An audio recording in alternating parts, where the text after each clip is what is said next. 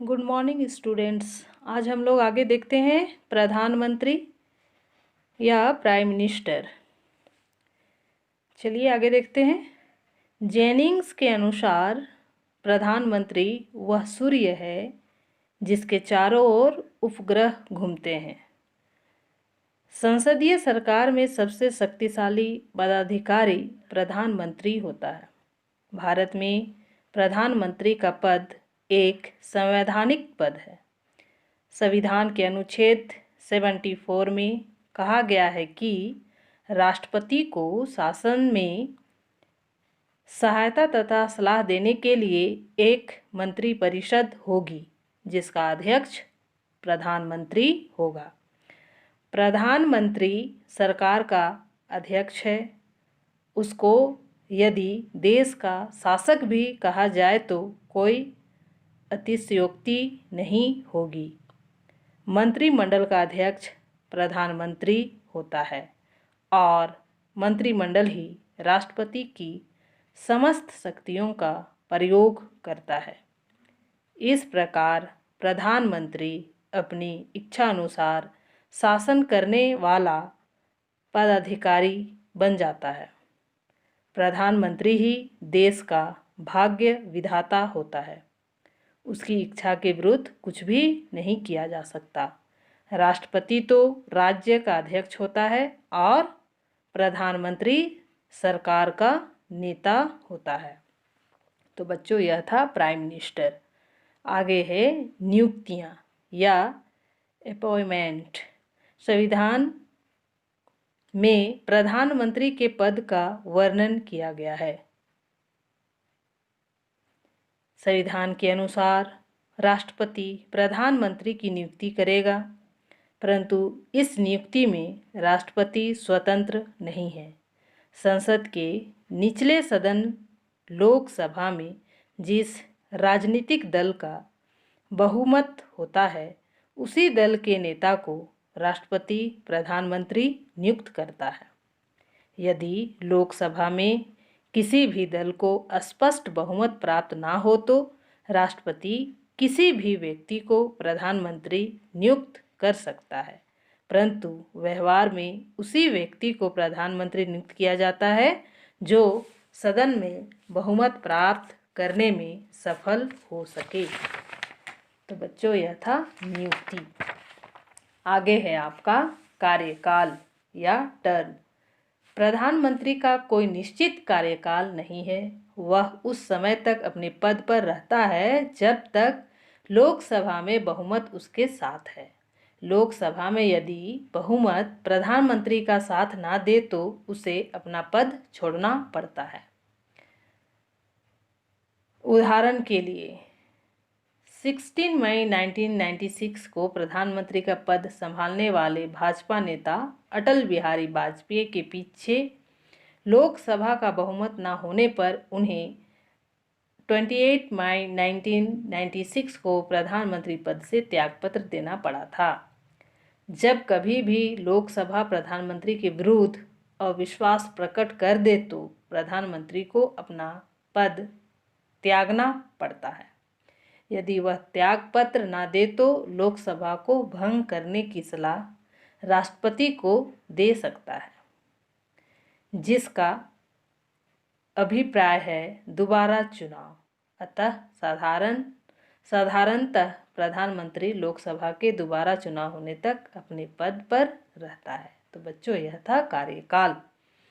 अब हम लोग आगे देखते हैं प्रधानमंत्री की शक्तियां और कार्य, powers and functions of the PM. प्रधानमंत्री की शक्तियां तथा कार्य के कारण ही प्रधानमंत्री का पद इतना महत्वपूर्ण है।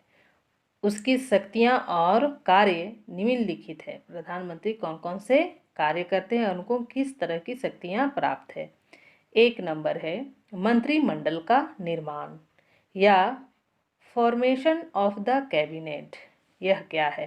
प्रधानमंत्री का सबसे प्रमुख कार्य मंत्रिमंडल का निर्माण करना है, जिससे प्रशासन को सुचारू रूप से चलाया जा सके। वह मंत्रिमंडल के निर्माण में पूर्ण स्वतंत्र होता है। वह अपनी इच्छानुसार अपने साथियों की सूची तैयार करता है जो कि राष्ट्रपति द्वारा ज्यों की त्यों स्वीकार कर ली जाती है। उसकी इच्छा के विरुद्ध किसी व्यक्ति को मंत्री नियुक्त नहीं किया जा सकता। तो बच्चों, यह था मंत्रिमंडल का निर्माण। दूसरा नंबर है विभागों का वितरण, डिस्ट्रीब्यूशन ऑफ पोर्टफोलियर्स। यह क्या है? मंत्रिमंडल के निर्माण के पश्चात उनमें विभागों का वितरण भी प्रधानमंत्री द्वारा किया जाता है। प्रधानमंत्री ही इस बात का निर्णय करता है कि किस मंत्री को कौन कौन सा विभाग देना है। यदि किसी मंत्री के विभाग का कार्य संतोषजनक ना हो तो उसके विभाग में प्रधानमंत्री द्वारा परिवर्तन भी किया जा सकता है तथा कोई भी मंत्री इसका विरोध नहीं कर सकता। तीसरा नंबर है मंत्रियों को हटाना, रिमूवल ऑफ द मिनिस्टर्स। यह क्या है? मंत्री अपने पदों पर प्रधानमंत्री के प्रसाद पर्यंत ही रहते हैं। यदि प्रधानमंत्री अपने पद से हटता है तो मंत्रियों को भी अपने पद से हटना पड़ेगा। यदि प्रधानमंत्री किसी मंत्री के कार्य से संतुष्ट नहीं है अथवा कोई मंत्री उसकी इच्छा के विरुद्ध कार्य करे तो प्रधानमंत्री उसे त्यागपत्र देने को कह सकता है। ऐसी हालत में संबंधित मंत्री को त्यागपत्र देना पड़ता है। यदि वह त्यागपत्र ना दे तो प्रधानमंत्री राष्ट्रपति को सलाह देकर उसे उसके पद से हटा देता है। मंत्रिमंडल का जन्म, जीवन तथा विघटन प्रधानमंत्री के हाथ में होता है। आगे है बच्चा 4 नंबर, मंत्रिमंडल का नेता या लीडर्स ऑफ द कैबिनेट। यह क्या है? प्रधानमंत्री मंत्रिमंडल का मुखिया होता है। मंत्रिमंडल अपना सारा कार्य प्रधानमंत्री के नेतृत्व में करता है। वह मंत्रिमंडल की बैठकें बुलाता है तथा उसकी अध्यक्षता करता है।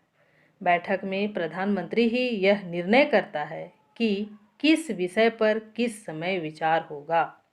मंत्रिमंडल के निर्णय वास्तव में प्रधानमंत्री के निर्णय होते हैं। प्रधानमंत्री विभिन्न विभागों के कार्यों में तालमेल स्थापित करता है तथा उनका निरीक्षण करता है। प्रधानमंत्री मंत्रियों तथा उनके विभागों के बीच उत्पन्न होने वाले विवादों को दूर करता है। तो यह था मंत्रिमंडल का नेता। 5 नंबर है राष्ट्रपति तथा मंत्रिमंडल के मध्य कड़ी, link between president and cabinet. यह क्या है? प्रधानमंत्री मंत्रिमंडल का नेतृत्व ही नहीं करता वरन मंत्रिमंडल में जो निर्णय होते हैं उनकी सूचना राष्ट्रपति को प्रधानमंत्री द्वारा ही दी जाती है। राष्ट्रपति जो सुझाव तथा परामर्श देता है वह मंत्रिमंडल के पास प्रधानमंत्री पहुंचाता है।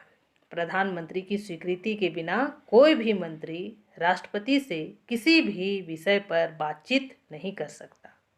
मंत्रिमंडल के सदस्य प्रधानमंत्री की आज्ञा से ही राष्ट्रपति से कोई सलाह ले सकते हैं। इस तरह प्रधानमंत्री दोनों के बीच महत्वपूर्ण कड़ी है। तो बच्चों, यह था राष्ट्रपति तथा मंत्रिमंडल के मध्य कड़ी।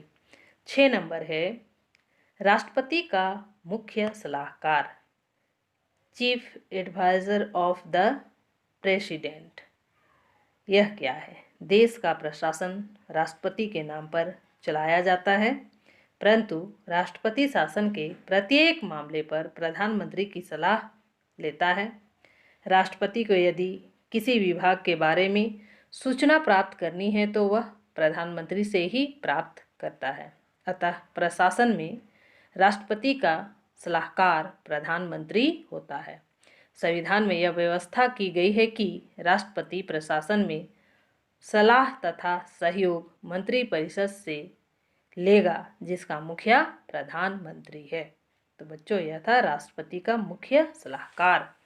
7 नंबर है नियुक्तियां या अपॉइंटमेंट्स। संघ सरकार द्वारा देश और विदेश में मुख्य पदों पर जो नियुक्तियां की जाती है वे सभी प्रधानमंत्री की सलाह तथा स्वीकृति से की जाती है। राज्यों के राज्यपाल, राजदूत, उच्चतम तथा उच्च न्यायालयों के मुख्य न्यायाधीश तथा अन्य न्यायाधीशों और विभिन्न आयोगों के अध्यक्ष तथा सदस्य आदि इसमें आते हैं। 8 नंबर है संसद का नेता, लीडर्स ऑफ द पार्लियामेंट, यह क्या है? प्रधानमंत्री केवल मंत्रिमंडल का नेता ही नहीं वरन वह संसद का नेता भी है। संसद प्रत्येक कठिनाई का सामना करने के लिए प्रधानमंत्री की ओर से मार्गदर्शन के लिए देखती है। संसद में सभी महत्वपूर्ण निर्णय प्रधानमंत्री की इच्छा अनुसार ही होते हैं। वह मनचाहा कानून संसद के पास करवा लेता है। संसद सदस्य मंत्रियों से प्रश्न और पूरक प्रश्न पूछ सकते हैं। यदि कोई भी मंत्री किसी भी प्रश्न का संतोषजनक उत्तर देने में असमर्थ हो तो उसकी सहायता प्रधानमंत्री करता है। महत्वपूर्ण विषयों पर मंत्रिमंडल द्वारा जो निर्णय लिए जाते हैं उसकी सूचना प्रधानमंत्री द्वारा संसद को दी जाती है। तो बच्चों, यह था संसद का नेता। 9 नंबर है दल का नेता या लीडर्स ऑफ द पार्टी। यह क्या है? प्रधानमंत्री शासक दल का नेता भी होता है। लोकसभा में जिस दल को बहुमत प्राप्त होता है उसके नेता को प्रधानमंत्री नियुक्त किया जाता है। दल के सभी सदस्यों को चुनाव जीतने में उसकी भूमिका महत्वपूर्ण होती है। संसद के भीतर तथा संसद से बाहर दल पर नियंत्रण रखना तथा सदस्यों में अनुशासन रखना प्रधानमंत्री का कार्य है। तो यह था दल का नेता।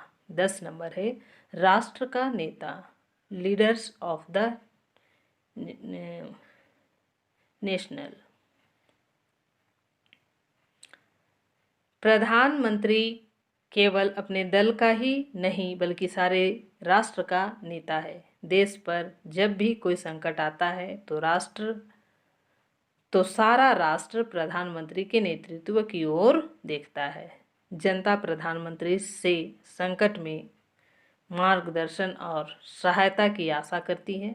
प्रत्येक आम चुनाव वास्तव में प्रधानमंत्री का चुनाव समझा जाता है। प्रत्येक राजनीतिक दल का नेता पहले से ही निश्चित होता है और जनता जिसको प्रधानमंत्री के रूप में नेता बनाना चाहती है उसी दल को अधिक मत देकर विजयी करती है। तो बच्चों, यह था प्रधानमंत्री की शक्तियाँ और कार्य या powers and functions of the PM. तो आज मैं आप लोगों को इतना ही बतला करके क्लास समाप्त करती हूँ। Thank you.